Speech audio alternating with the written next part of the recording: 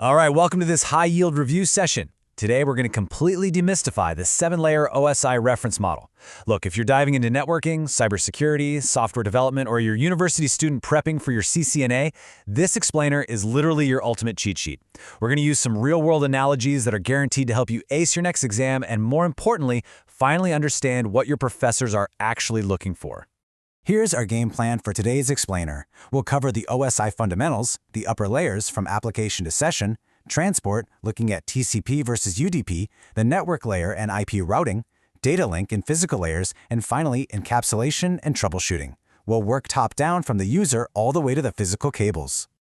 Okay, let's dive right into Section 1, the OSI fundamentals, building the foundation of networking.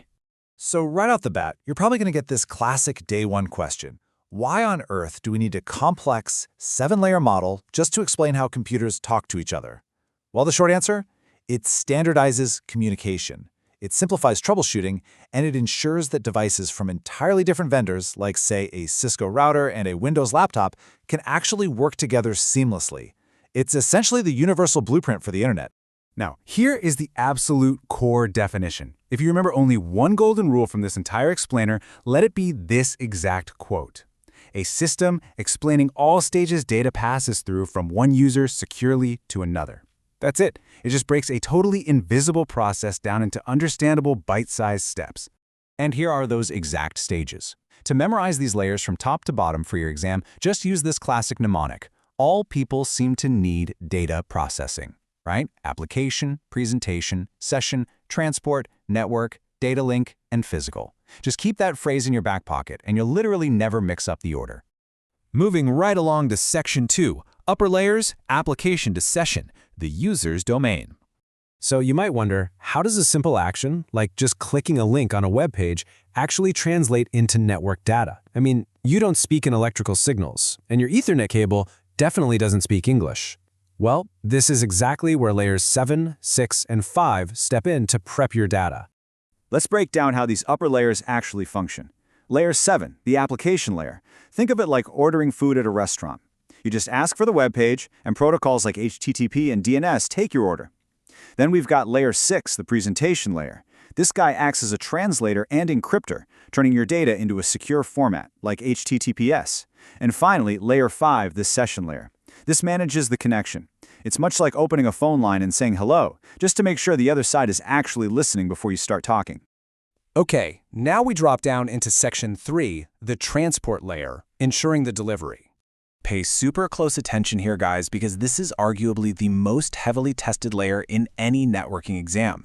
If your professor asks how data is actually carried across the internet, you absolutely must be able to confidently contrast the two heavyweights of the transport layer, TCP and UDP. It really all comes down to reliability versus speed. TCP is highly reliable. It's like a registered courier that demands a signature on delivery. It has strict error control and will automatically resend lost data, which is exactly why it's used for web browsing and emails where every single byte counts.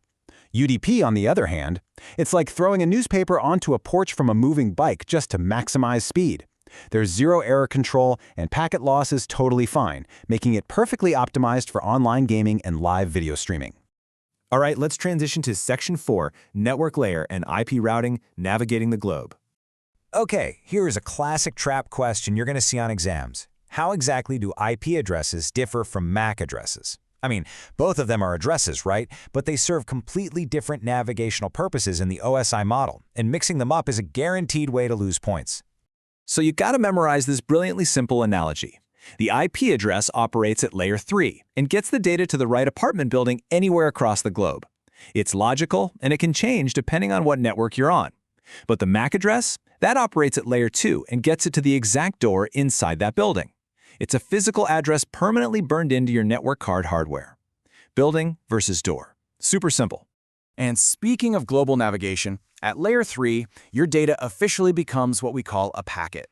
Routers use complex routing tables to decide the absolute best, shortest path for that packet to take globally. It is exactly like a postal service figuring out how to efficiently route cargo from, say, New York to Tokyo. Which brings us to Section 5, data link and physical layers, hardware and cables. We have finally reached the bottom of the model, where abstract digital data turns into tangible, physical reality.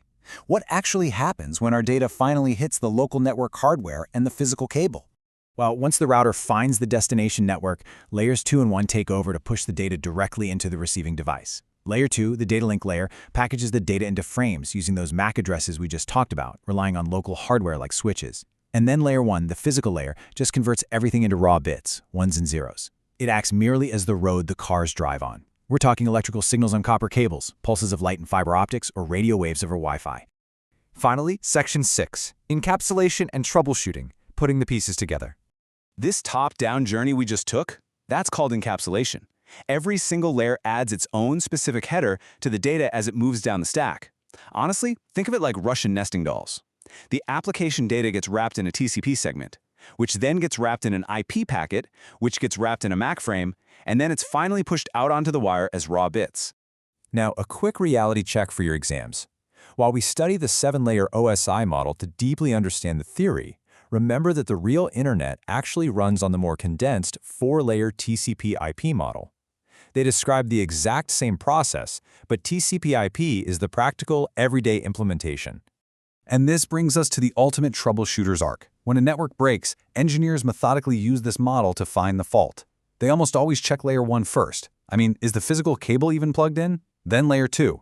Is the switch working? Layer 3. Is the IP address valid? They work their way all the way up to layer 7 to see if maybe the DNS server is just down. It's literally the perfect diagnostic checklist. So I'll leave you with this. If you can't load a website tomorrow, what layer of the OSI model are you going to check first? Keep this framework in mind the next time your internet drops, because you now possess the exact diagnostic mindset of a master network engineer. Ask yourself, before you wait on hold with your internet provider, is this a layer 1 loose cable issue or a layer 7 DNS issue? Let that shape how you look at the digital world from now on. Thanks for joining me on this explainer, and good luck crushing those exams.